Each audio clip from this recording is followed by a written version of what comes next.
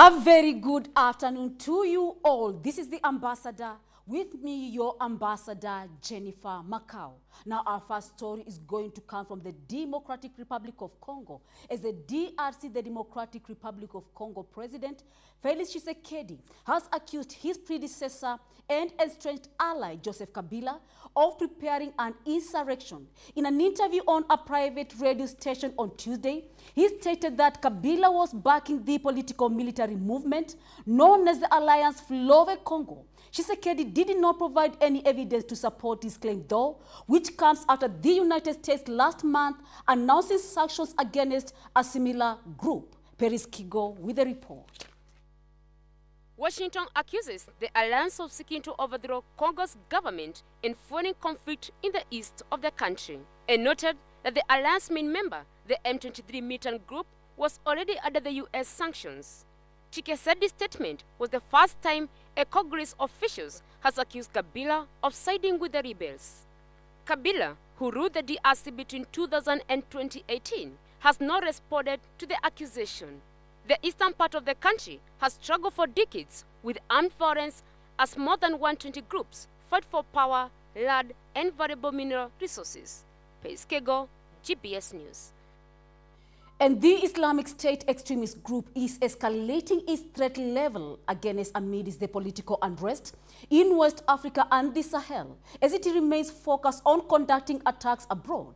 A senior UN counter-terrorism official informed the Security Council on Thursday that a large area of Africa might come under the influence of the Islamic State and related terrorist groups. An irregular briefing to the Council, Vladimir Voronkov, the Undersecretary for the Counter-Terrorism, reported that affiliates of the ISIS group have expanded and reinforced their operation zones in West Africa and the Sahel. Here is more.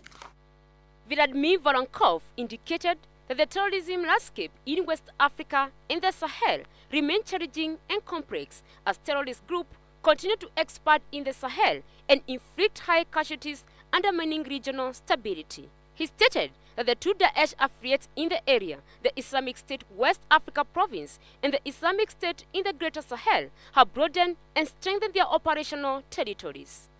The terrorism landscape in West Africa and the Sahel remains challenging and complex.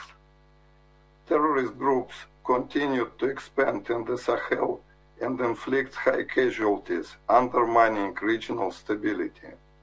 Voronkov also mentioned that the East Group affiliates have expanded their operations in various parts of the continent, including Mozambique, Somalia, and the Democratic Republic of the Congo.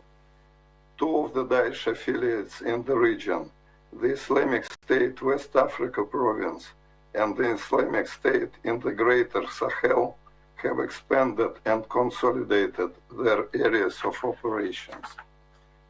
Should these groups extend their influence in northern littoral states, a vast territory stretching from Mali to northern Nigeria could fall under their effective control. If this group increase their influence in the northern states, they could effectively control land from Mali to the northern Nigeria. Peris Kego, GBS News. Now let us go to Europe, the Russia-Ukraine war. Russia has declared a state of emergency in the southwestern region of Kursk. This is after Ukrainian troops crossed the borders into Russia on Tuesday, accompanied by 11 tanks and 20 armored vehicles. Now, according to Russian authorities, at least 5 people were killed and 31 injured in the Ukrainian attack. Meanwhile, Vladimir Putin has called the rare incursion into the region as a large-scale provocation from Kiev. We will have to start with the events in the Kursk region. As you know, the Kiev regime has undertaken another large-scale provocation and launched indiscriminate shelling of civilian buildings, residential houses, ambulances with different types of weapons, including missiles. So we're going to reach out to the Ukrainian military to learn more about their objectives. We As far as the specifics on that, I would refer you to the Ukrainians to speak about their own military operations. That's where I would refer you to. But we are, generally speaking, as you know, we have been supportive of Ukraine as they are defending themselves against Russia's aggression. Currently, units of the Sever Group, together with the border agencies of the FSB of Russia, continue to destroy the enemy in areas directly adjacent to the Russian-Ukrainian border.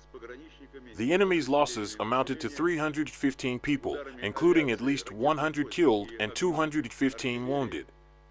54 units of armored vehicles, including 7 tanks, were destroyed. The actions of the units covering the state border together with border guards and reinforcement units, airstrikes of missile forces and artillery fire stopped the enemy's advance deep into the territory in the Kursk direction. We will have to start with the events in the Kursk region. As you know, Kiev regime has undertaken another large-scale provocation and launched indiscriminate shelling of civilian buildings, residential houses, ambulances with different types of weapons, including missiles. Let us check more on the Russia-Ukraine war. European Commission spokesperson Peter Stano backed Ukraine's right to defend itself, including striking targets in Russia, following a recent incursion into Kursk. He stated that the EU, that is the European Union, fully supported Ukraine's efforts to restore sovereignty, while same time clarifying that the bloc was not involved in military operations.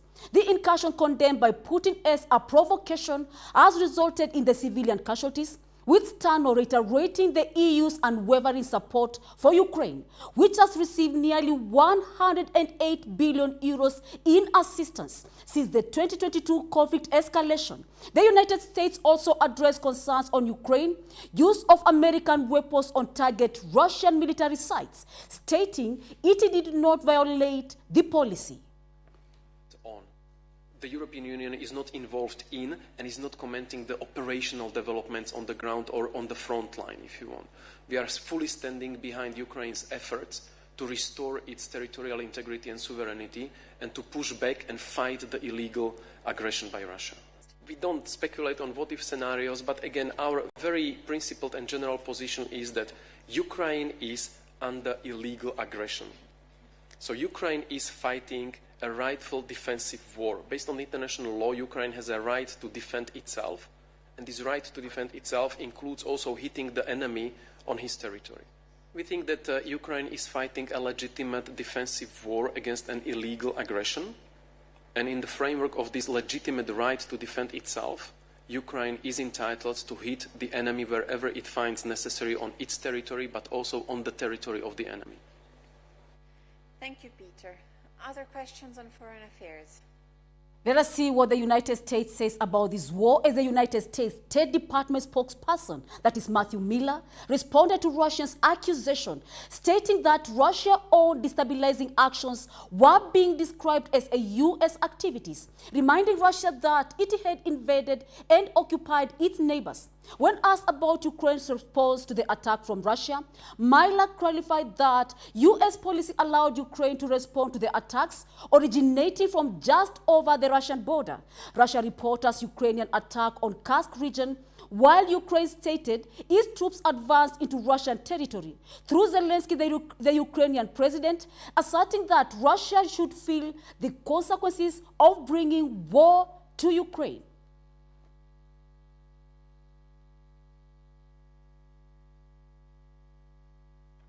When it comes to Russia's presence in Africa, certainly we have seen a destabilizing presence by Russia. We've seen a destabilizing presence by the Wagner Group over the last couple of years. And what we have noted is that every time Wagner comes in, every time Russia comes into West Africa, as is true around the world, we see them sow chaos and instability in their wake.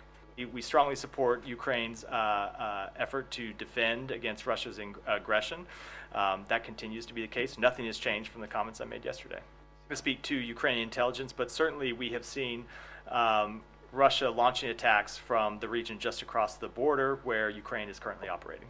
So we often hear these quotes from the Russian government. I wonder who they're talking about, because the quotes that you hear from them describe Russia's own destabilizing activities in the region. It is, and I would remind the entire world that it is Russia that has invaded its neighbors, that it has occupied its neighbors' territory and continues to conduct war against its neighbors.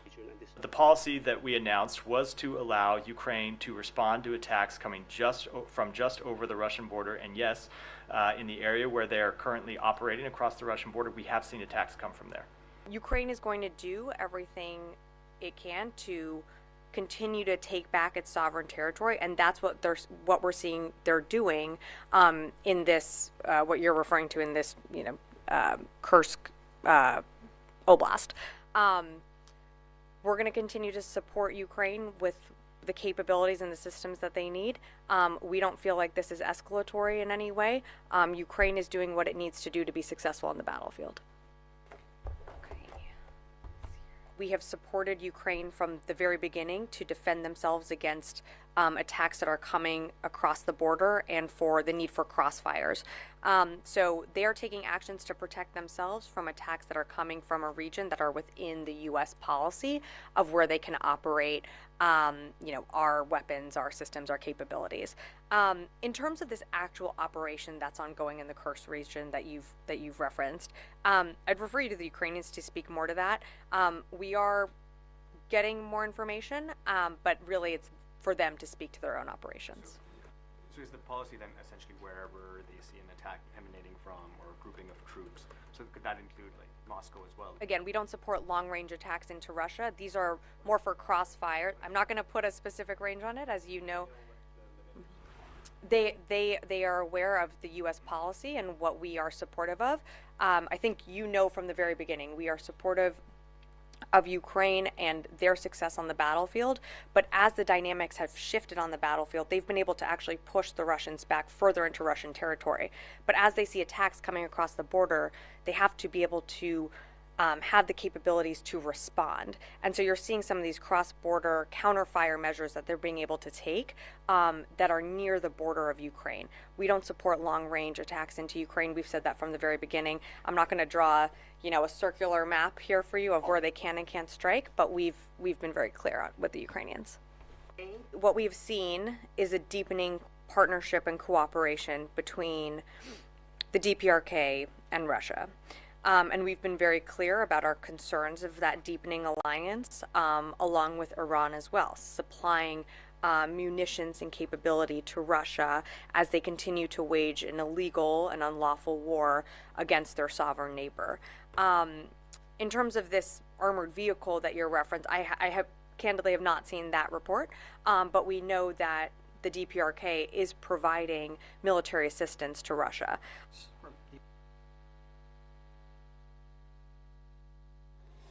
And that international news brings us to our very first break. We have more lined up for you shortly after the break. Topics you can't afford to miss. Don't move an inch. Stay tuned with us. We'll be right back with even more. This program, Out of Despair, brings people out of a desperate situation. And once the Word of God comes in your life, you are able to live a very happy and a very beautiful spiritual life. The Bible says the church is a meeting of those who are truly born again. They are washed away from their sins. They are saints. In other words, this movement coming back to the Father is what we can call repentance. Don't think to say within yourselves, you have Abraham as your father, for God is able out of these stones to raise children unto Abraham. And so saints, people who are holy, who are made holy, they are a church. How about the rest? The rest who are not a church, then they can never be called a church. May God bless you. May God keep you. Thank you.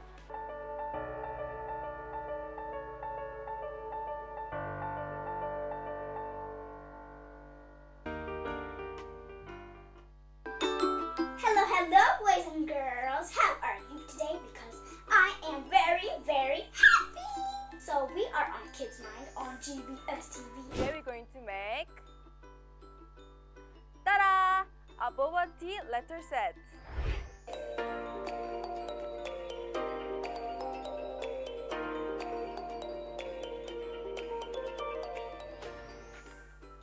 We are moving to singing class. Kinamaring kiding kiding. Kinamarink-Kidu, I love you. The tortoise and the hare. Friends, do you know about this story? Now you're finished to make.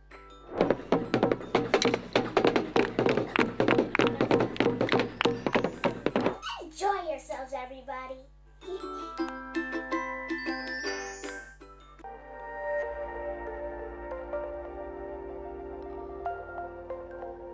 Everywhere, GBS.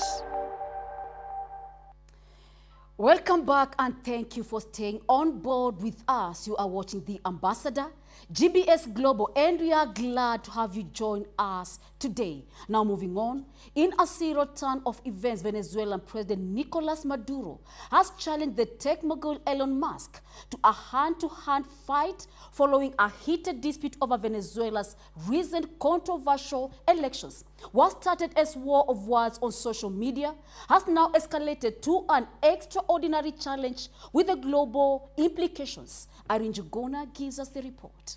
Elon Musk, the billionaire owner of X, formerly known as Twitter, who has been vocal about his criticism of Venezuela's recent election results.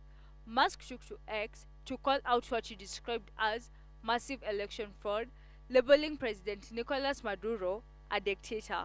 Musk's post sparked a fierce reaction from Maduro. In a dramatic response broadcast on national television, Maduro challenged Musk to fight. Estás desesperado, te fuiste de boca en los mods, contrólate, que te van a llevar al fracaso, igual que esta derecha llevó al fracaso a todos los políticos estadounidenses. En los mods, quien se mete conmigo se seca, quien se mete con Venezuela se seca en los mods. ¿Quieres pelea? Vamos a darle en los mods. Estoy listo, no te tengo miedo en los mods. Vamos a darnos pues, donde quiera. Como decimos en Caracas, en los barrios. Si tú quieres, yo quiero en los mods. Di dónde. Musk accepted the challenge with a high-stakes offer. He said, I accept, sparking a flurry of reactions. He then called Maduro a big guy and taking a dig at Facebook founder Mark Zuckerberg by referring to him as a little fella. Very quickly, he then escalated the stakes with a bold wager. He posted, if I win, he resigns as dictator of Venezuela. If he wins, I give him a free ride to Mars. As the war of words intensified, Venezuelan authorities declared Maduro the winner of the election, but opposition groups and international leaders have cast doubt on the results. Adding to the drama, Maduro has now ordered a 10-day blackout of X in Venezuela, accusing Musk of inciting violence and unrest. This decision comes amid widespread protests and calls from opposition leaders for Maduro to step down and acknowledge the opposition's victory. Meanwhile, Musk's post and the subsequent challenge have created a media frenzy, highlighting the clash between technology and politics in the digital age. Irene Juguna, GBS News. Let us now turn to the United Kingdom, as a few days now that name has seemed satirical. The United Kingdom, because unity wasn't really on display. In fact, it was the opposite. You could only see hatred and division because riots were breaking out all over the country. That is the anti-Muslim and the anti-immigrant riots. And they all began last week because of misinformation of a 17-year-old British citizen attacked in a dance studio in the Southport. He stabbed multiple children and 3 young girls ended up being dead in the attack. The attacker was born in Wales to the parents of a Rwandan origin. But social media said that it was a Muslim immigrant, which it all took an exposure of the British fault lines. It brought out all their nakedness. Hundreds of people believed the rumors, and they began targeting mosques and immigrant shelters, which led to the current situation that led the ordinary people from these communities terrified. Listen in.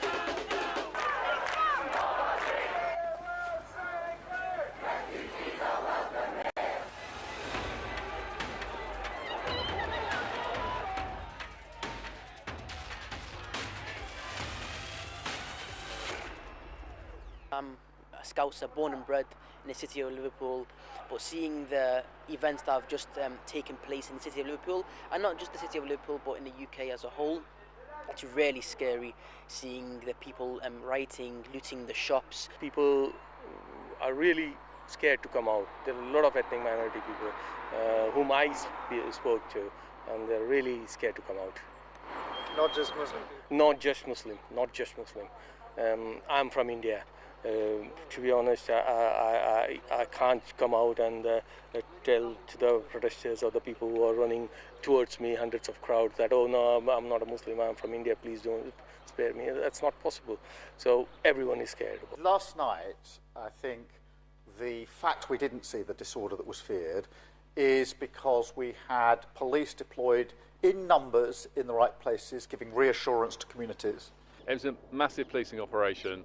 I'm really pleased with how it went, and we put thousands of officers on the street, and I think the show of force from the police and frankly the show of unity from communities together defeated the challenges that we've seen, and it went off very peacefully last night.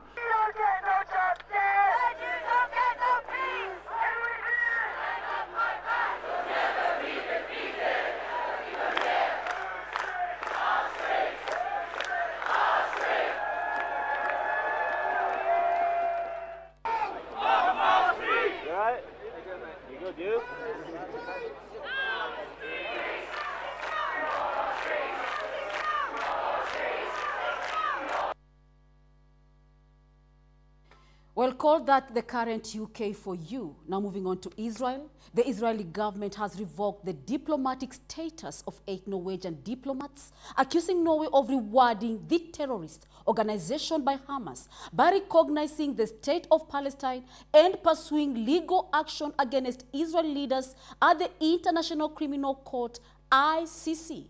In response, Norwegian Foreign Minister Espen Barth, that is aide, warned that Israel action could strain diplomatic relations between the two nations and undermine Norway's ability to contribute to the Palestinian population.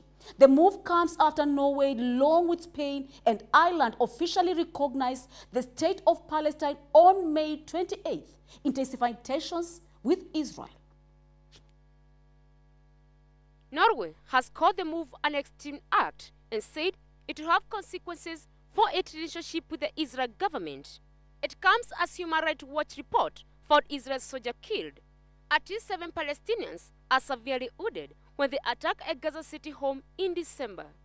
The family members said there were no mittens or weapons inside the house and that the family had no connection to any armed group. The Islamic. Now let us check on our next story. It is about Trump's running mate, J.D. Vance, who is having a rough time on campaign trail. Recently, he was in Wisconsin and Kamala Harris happened to be there as well to campaign, and they happened to be at the airport at the same time.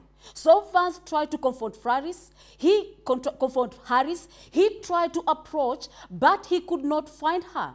And when reporters asked him about this, J.D. Vance stated that he was just going to check on the vice president's plane. And if this sounds bizarre, it is not the first or the second worth such act. And observers now say that such antics may be hurting Vance politically. Hannah, can we walk over there? Hang on, everybody, hang on. I just wanted to check out my future plane, but I also wanted to go say hello to the Vice President and ask her why Kamala Harris why does she refuse to answer questions from the media? You did see the Vice President. I saw her car. I did not see the Vice President. The windows are... Democrats say that it is racist to believe, well, they say it's racist to do anything. I had a Diet Mountain Dew yesterday and one today. I'm sure they're going to call that racist too, but I love you guys. J.D. Vance actually said that people with children should be assigned more votes than people without children, and that if you have a kid, you get like an extra vote, but then you get to control that vote until they turn 18. Now moving on more from USA, U.S. Republican presidential candidate Donald Trump and the Democratic opponent Kamala Harris will debate on September 10th on ABC, setting up the first face-to-face match-up between rivals and in what polls show as a close race. In a news conference at his Palm Beach, Florida, that is his residence, Trump stated that he wanted additional debates on September 4th and September 25th. Joy Courier with more. Harris said in a post on X that she was looking forward to the September 10th debate after Trump finally committed. She told reporters after a Detroit area campaign stop that she was open to discussing more debates, but a campaign official reiterated their position that September 4th Fox debate is off the table. I agreed to a debate on September 10th. I'm looking forward to it and hope he shows up. Are you open to more debates? I am happy to have that conversation about an additional debate for after September 10th, for sure. Discussion on future debates depends on Trump's participating in the September 10th debate on ABC. I think it's very important to have debates, and we've agreed with Fox on a date of September 4th. We've agreed with NBC, fairly full agreement, subject to them, on September 10th. And we've agreed with ABC on September 25th.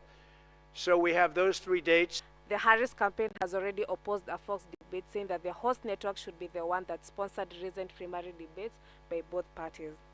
Trump previously suggested he might back out of the ABC debate scheduled before Harris, the U.S. vice president, replaced President Joe Biden as the Democratic presidential candidate less than 3 weeks ago. The September 10th debate on ABC was the second of 2 agreed upon between Biden and Trump following their June 27 debate on CNN. Reporting from GBS News, Joy Courier. And that international news brings us to the end of our ambassador, GBS Global. It's been wonderful having you on board, joining us to the end here at the Ambassador, where we continue to bring you the latest updates and the global developments as you keep it locked with us. I've been your ambassador, Jennifer Macau, and I'm looking forward to meeting you here at the Ambassador on Monday, same time, same place, at 1 p.m. I wish you all the most beautiful afternoon and a wonderful weekend ahead. Stay safe and see you all on Monday.